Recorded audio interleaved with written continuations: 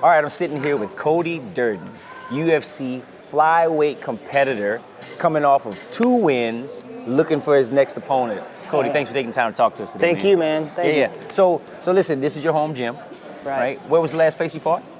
I fought October 29th of last year in Vegas at the Apex. Oh, nice. And yeah, I had a whole fight camp. I did half my fight camp in Florida at American Top Team, the headquarters, down there with Jorge Masvidal, Dustin Poirier, and a bunch of other big names. And then 6 days before my fight, I actually got a call that my opponent pulled out. And Mick Maynard, being the best matchmaker he is, he got a new opponent for me from Rio de Janeiro, Brazil. I fought Carlos Mata. And ended up winning all 3 rounds, and it was a good night. Nice, nice. So when you're scheduled to fight a specific fighter and then you get switched at the last minute, how much of a concern is that for most fighters?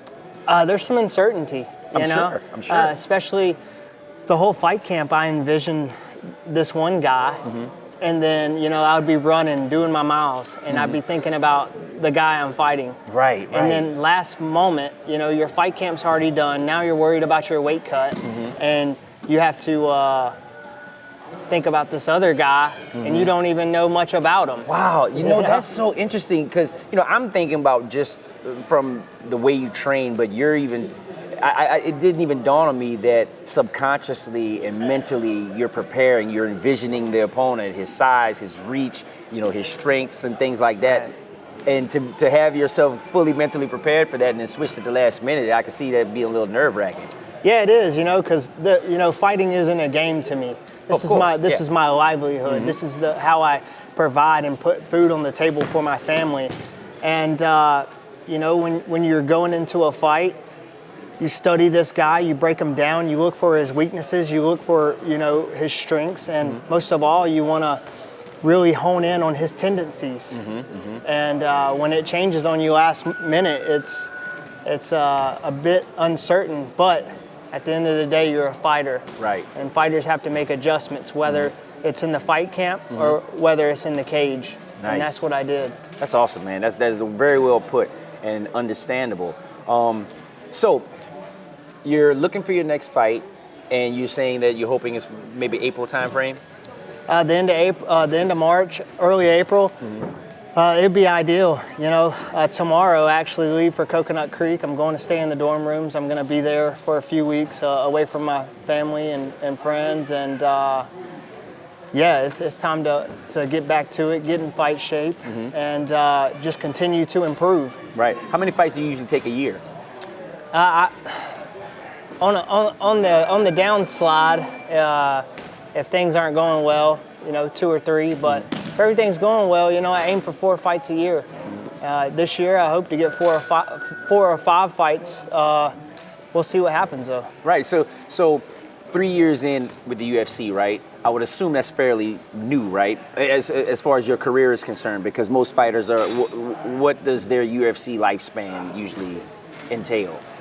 Yeah, I mean, if you're an old man in a young man's sport and you're still in the UFC, says a lot about you. Wow. The turnover rate's very high, and at the end of the day, you have to be intelligent and you have to be a dog. Yeah. You have to be a dog in there. So, yeah, I mean, 3 years is fairly still new, but. I'm still here, baby. No doubt. And you definitely seem settled in. I'm not only here, I'm on a 2-fight win streak.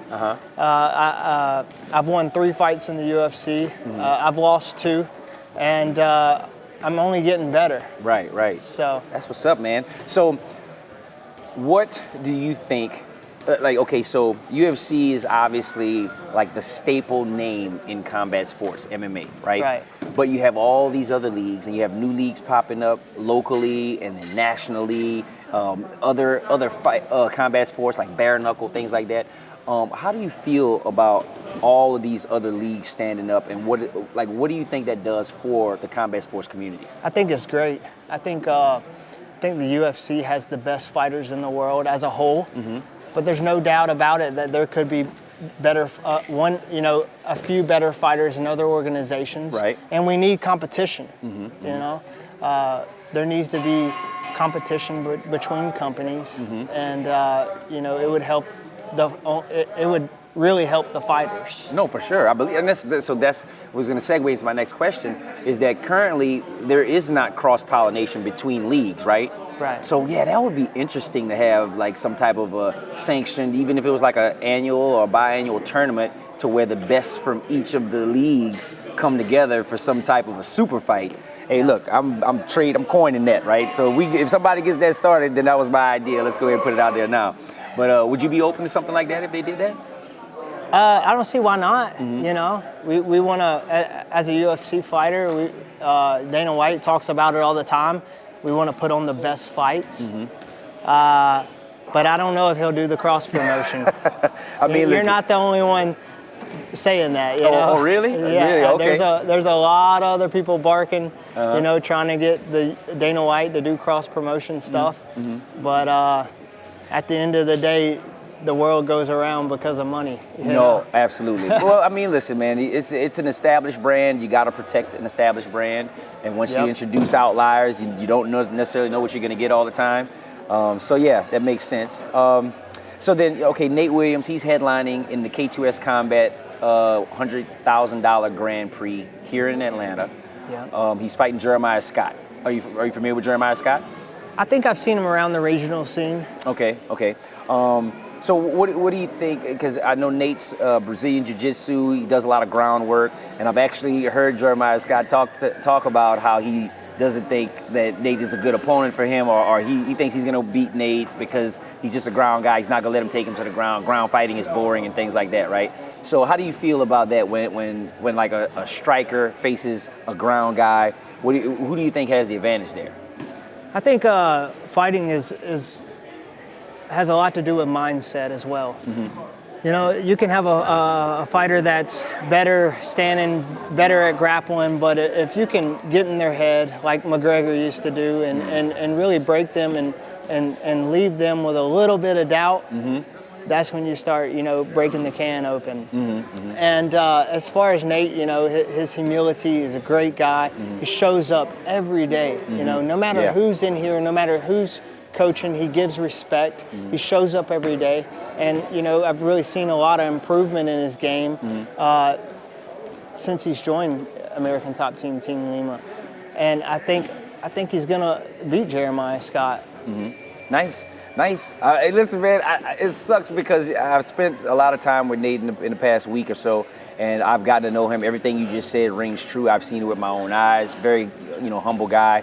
And, Jeremiah's talking some smack. So, I always go for the underdog or the guy that's most humble because I feel like, a loud dog doesn't necessarily have the bite all the time, right?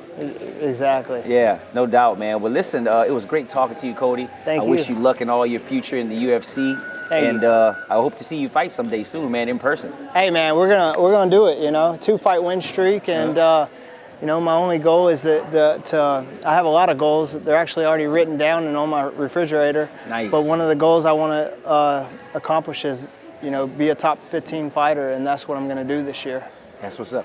Real quick, one last question. Who do you think would be your toughest competitor right now? If they were to try to set up a super fight with Cody, who would be your nemesis or the toughest fight that you've taken so far in the UFC? Probably the toughest fight. Hey, listen, I'm not trying to put you on the spot. It would have to be, obviously, I think the champ. The champ's the toughest fight, and he's the champ for a reason. So obviously, he has the answers to a lot of questions that he's already answered before in previous opponents. And I think it's the champ. Okay, all right, he's going for the champ, guys. Brandon Moreno. I think he's one of the best, and that's who'd get the hardest fight. Hey, man, go for the champ, bro. You'll get it. All right, man, take it easy, man. Go get some rest, man. You've been in here putting in work. Thank you. No doubt.